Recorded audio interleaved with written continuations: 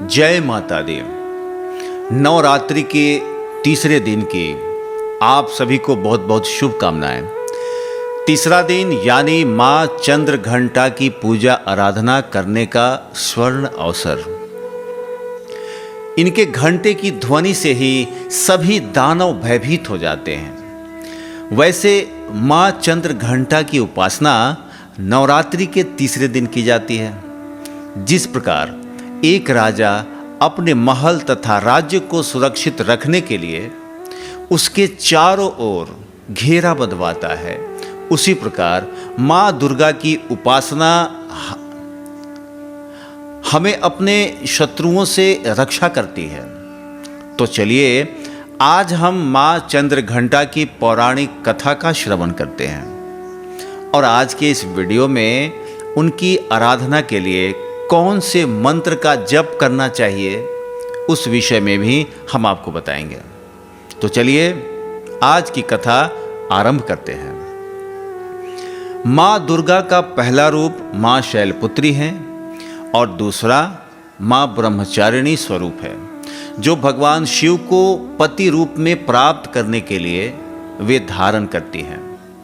जब माँ ब्रह्मचारिणी भगवान शिव को पति रूप में प्राप्त कर लेती हैं, तब वे आदि शक्ति के रूप में प्रकट होती हैं और देवताओं को अपना अधिकार वापस दिलाने के लिए माँ चंद्र घंटा का स्वरूप धारण करती हैं। जब महिषासुर नामक राक्षस का अत्याचार बढ़ने लगा था, वो ब्रह्मा जी से वरदान पाकर अत्यंत बलशाली हो गया था।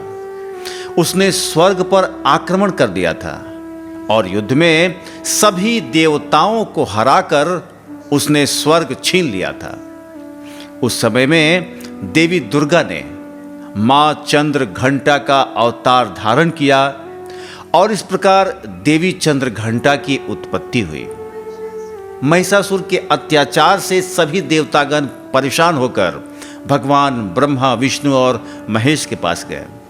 भगवान श्री हरि ने सुझाव दिया कि हम सब एक तेज पुंज से महाशक्तिशाली देवी को प्रकट कर रहे हैं।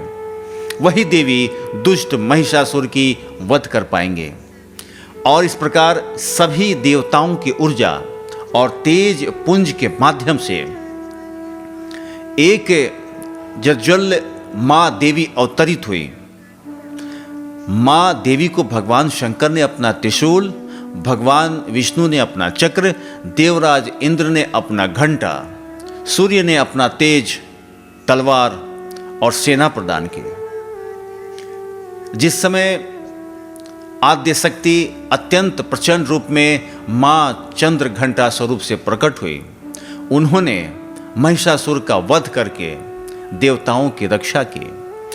कहा जाता है कि देवी चंद्र घंटा ने राक्षस समूहों का संहार करने के लिए जैसे ही धनुष की टंकार की थी, तो उनके ध्वनि गूंजने लगे और उसी समय मां के वाहन सिंह ने भी दहाड़ना आरंभ कर दिया था।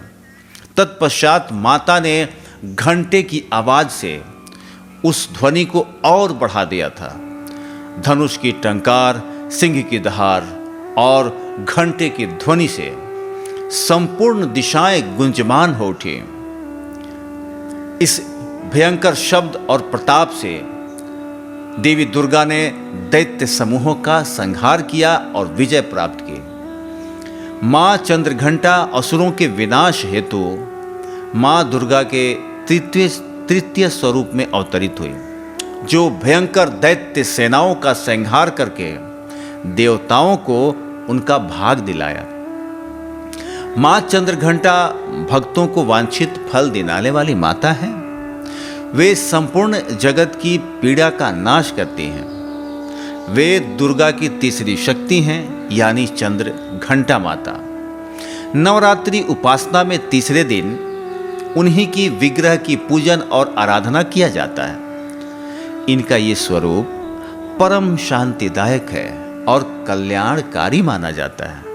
माता के मस्तक पर घंटे की आकार की अर्धचंद्र है और इसी कारण से इन्हें चंद्र घंटा देवी भी कहा जाता है। इनके शरीर का रंग स्वर्ण के समान चमकीला है।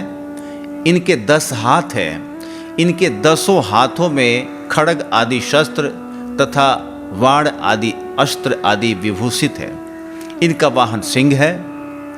इनकी मुद्रा युद्ध के लिए उद्यत रहने के लिए होती है। इनके घंटे की भयानक ध्वनि से अत्याचारी दानव, दैत्य, राक्षस सदैव प्रकंपित रहते हैं।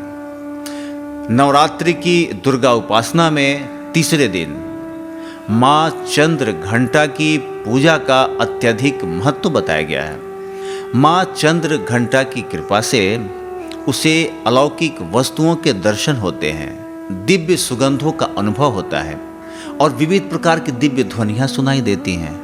यह क्षण किसी भी साधक के लिए अत्यंत सावधान रहने का वक्त होता है। माँ चंद्र घंटा की कृपा से साधक के समस्त पाप और बाधाएं नष्ट हो जाती हैं। इनकी आराधना सदैव फलदायी बताई गई है।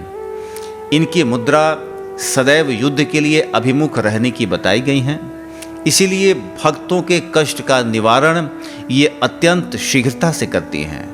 माता का वाहन सिंह है, अतः इनका उपासक सिंह की तरह पराक्रमी और निर्भय बन सकता है। दुष्टों का दमन और विनाश करने में सदैव तत्पर रहने के बाद माता का यह स्वरूप दर्शन और आराधना के लिए अत्यंत सौम्यता और शांति से परिपूर्ण रहता है। माँ चंद्र घंटा की आराधना से प्राप्त होने वाला एक बहुत बड़ा सद्गुण ये भी है कि साधक में वीरता, निर्भयता के साथ ही सौम्यता और विनम्रता का भी विकास होता है। उनके मुख्य नेत्र और संपूर्ण काया में कांति गुण की वृद्धि होती है। उनके स्वर में दिव्य अलौकिक माधुर्य का समावेश हो जाता है।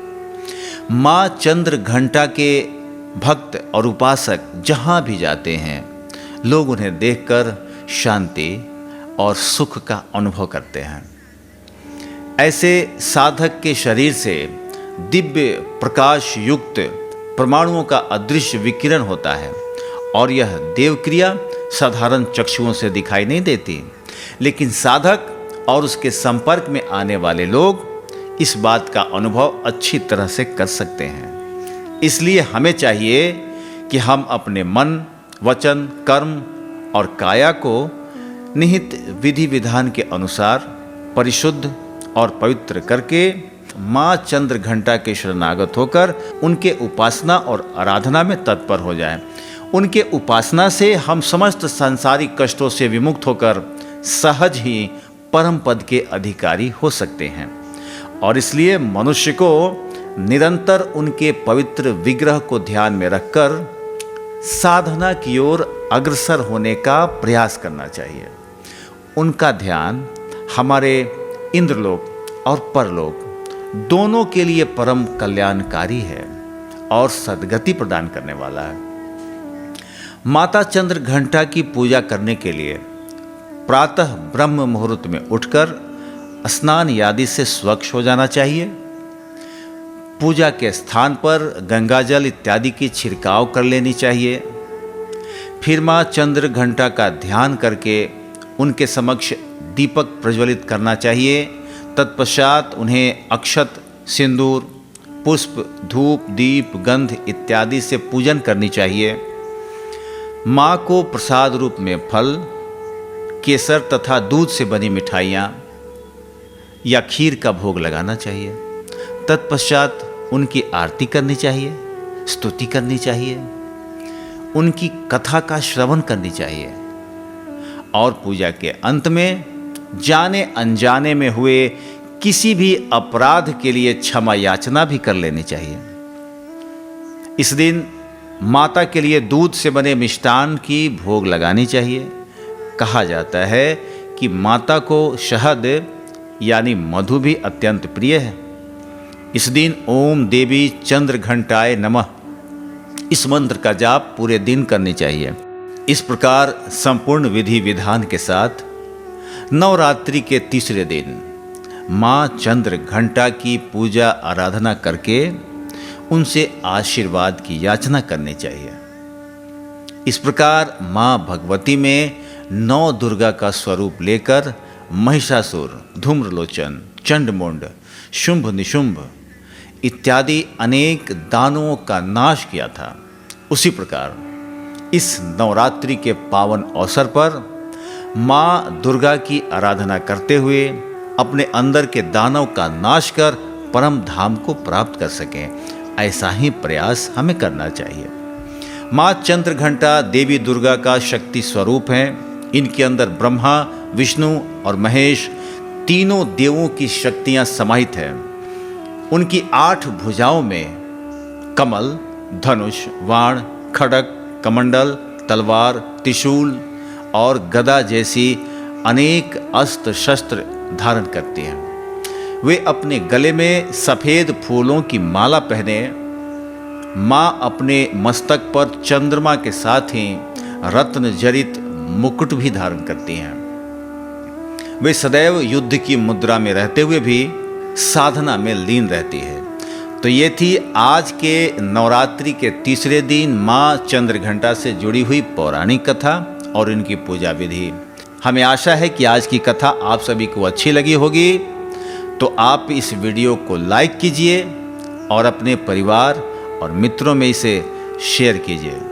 आने वाले दिनों में आपको नवरात्रि के उपलक्ष्य में ऐसे सुंदर कथाओं को सुनने का अवसर प्राप्त होता रहे, इसके लिए आप इस चैनल को सब्सक्राइब कर लीजिए ताकि आप निरंतर इस तरह के वीडियो पा सकें और खुद भी कथा श्रवण कर सकें और दूसरों को भी श्रवण करा सकें। तो कल हम सभी कथा सुनेंगे नवरात्रि के चौथे दिन की कथा। तो आज के लिए इतना ही। बोलिए दुर्गा मैया की।